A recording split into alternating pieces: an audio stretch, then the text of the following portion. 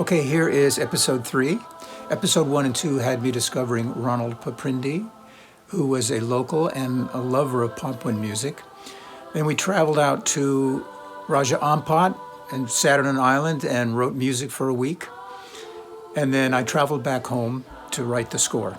Ronald had introduced me to a friend of his who was a sound engineer named Mikey Hidala, and I left him with a recorder to go out and just go to some islands and stuff and just get local sounds, local musicians, just anything he thought I might find interesting. And I was always thinking I wanted something lush and beautiful for this score, but I didn't want to use an orchestra and I didn't know what I would do in lieu of that. And he just happened to send me a recording of a local children's choir that was just gorgeous. And that settled that. There was the sound for the wide panorama of sound. So anyway, then I flew back after a few months and set up some recording dates in a studio. And not everything that could go wrong did, but many things did. It made it seem like it wasn't going to come together. But, it turned out that the people in West Papua, in Sorong, and Raja Ampat are just wonderful, warm, friendly, helpful people, and they rose to the occasion. So I hope you enjoy this last installment. Exhaustion and stress. Kids choir arriving soon and 14 cues to do. Pacing in the studio and trying to fit through these doors that for some reason open inward, making it almost impossible to squeeze anything wide through the handles. The studio is surprisingly well equipped, but I brought all of my own equipment just in case. Yeah, also to make it a lot more entertaining going through security. I had sent a lot of preparatory materials for the choir, but as fate would have it, they didn't have a chance to get prepared. With 2 days booked and 1 contingency day, we didn't get one piece recorded in the first day. And of course, Ronald and I were still working on lyrics. Lots of other things weren't working either. The language barrier.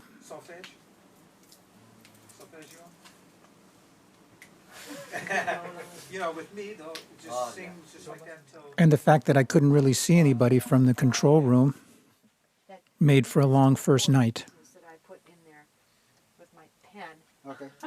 My wife, Beth, worked with the conductor to rewrite all the parts in the way they write things.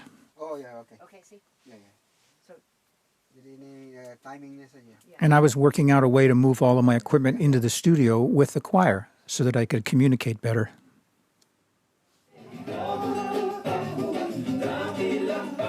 All right, guys, here's what you're going to be performing. A version that my wife Beth and I recorded first.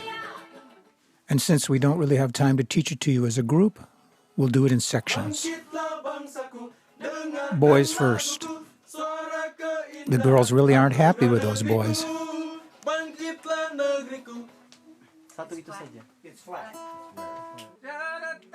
Okay, the parts are written out, but I got to sing it to you to get it right.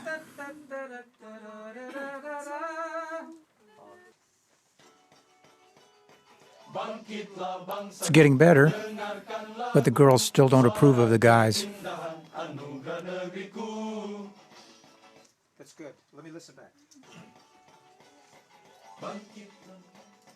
This is hard to not have a separate control room.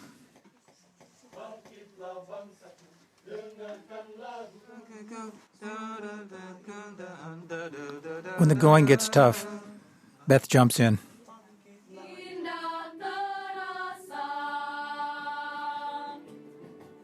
The girls really are strong. 3 days of super hard work. The kids really rose to the occasion. And at the wrap party, of course, Steve and Beth have to entertain. My technical assistant, Mikey, who discovered this children's choir for me, can't resist singing along while he's operating the camera.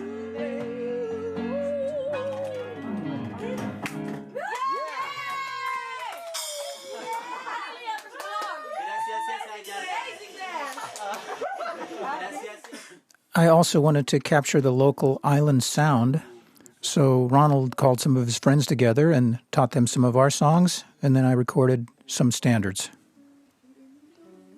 This is the main drum there. It's called a tifa.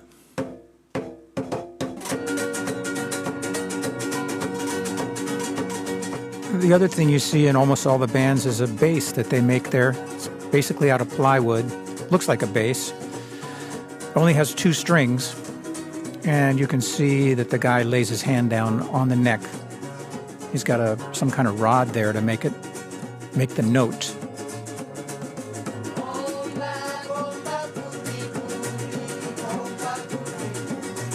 We use this traditional song in the movie for the scene of the island of Arborek.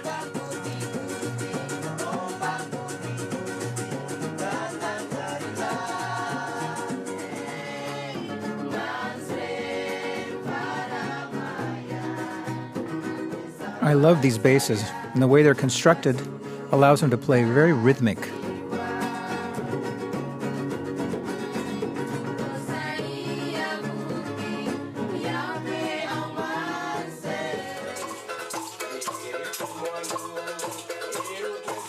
Here's another local ethnic group. There are hundreds of islands around, and people from the same island tend to live together in little enclaves in the city of Sorong.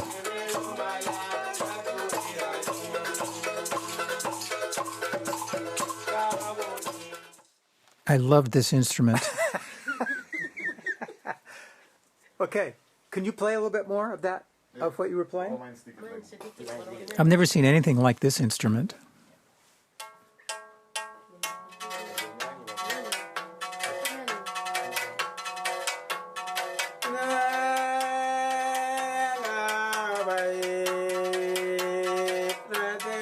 Next, I recorded a group that plays an assemblage of instruments called kulantong, normally made out of bamboo or wood. They had to ride up the elevator on top because they wouldn't fit inside. They also wouldn't fit through those crazy narrow doors into the studio, so I had to record them in the lobby with lots of traffic noise just outside.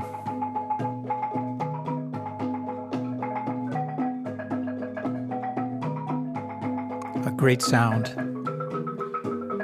I wanted to take that bass home.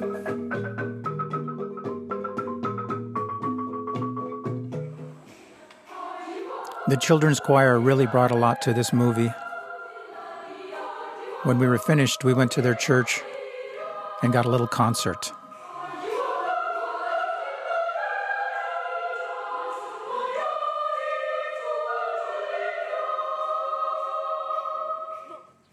Lots of hard work, but it was worth it.